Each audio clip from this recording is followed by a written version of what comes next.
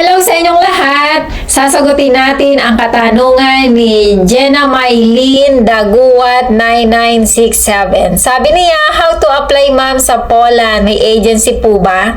Sa mga nasa Pinas na gustong malaman kung paano makakapag-apply papunta sa Poland, una ang gagawin nyo ay magsisend kayo ng inyong CV o resume na naka-Europass format sa email address na raincasaservicio@gmail.com. Kasama ang mga requirements na ito. Properly scan of your passport, all pages, scan of your diploma nung high school or college, photo na 35 cm by 45 cm, Certificate of Employment, National ID copy, at pakilagay na lang din sa email kapag isisend nyo na referred by Madel. Then, antayin nyo na lang na mag-reply si Madam Regina para makapag-proceed na kayo sa inyong application.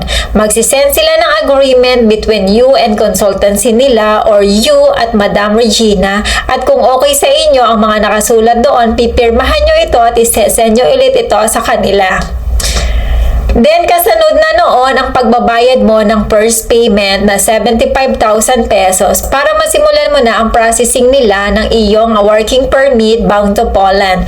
After makapagbayad, mag-aantay ka na ng 2 to 6 months para sa working permit.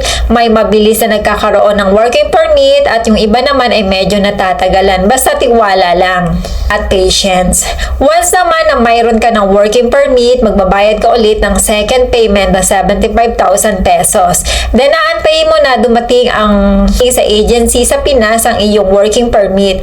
Pag may message sa iyo ang agency sa Pilipinas, papupuntahin ka sa kanilang agency sa may Makati City. At ito ang mga dapat mong dalhin. Yung passport mo, kung dalawa ang passport mo, need mo dalhin din yung old passport mo. Kailangan mo din yung POEA registration, yung iyong PIOS, yung NBI, yung vaccine certificate or yung COVID vaccine card, picture na 2x2, yung resume mo, at saka pang medical. At kung ang edad mo ay 40 years old pababa, kailangan mo magdala ng 3,500. At kung ikaw naman ay 41 pataas, kailangan mo magdagdag ng 250 para sa ECG.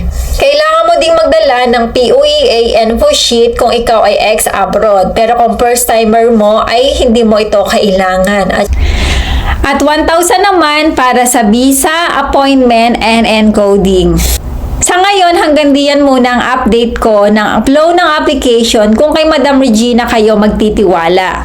Babalitaan ko kayo sa mga susunod na mangyayari sa apply ng kaibigan ko kay Madam Regina. Sila kasi ang mga naunang applicant na nai-recommend ko kay Madam Regina. Huwag kayong mag-alala once na mag-apply kayo kay Madam Regina at inform nyo din ako, sisikapin ko na matulungan kayo sa abot ng aking makakaya.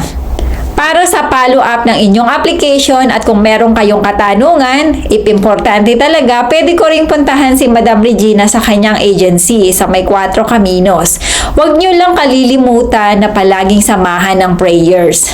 Good luck sa inyong lahat at hangad ko na makaalis kayong lahat papunta dito sa Europa. Maraming salamat sa panonood at magkita-kita tayo sa mga susunod kong video. Baka hindi ka pa nakaka-subscribe sa aking YouTube channel, pakiclick mo na ang subscribe button at para ma-notify ka ni YouTube na may mga bago akong upload, i-click mo na ang bell button.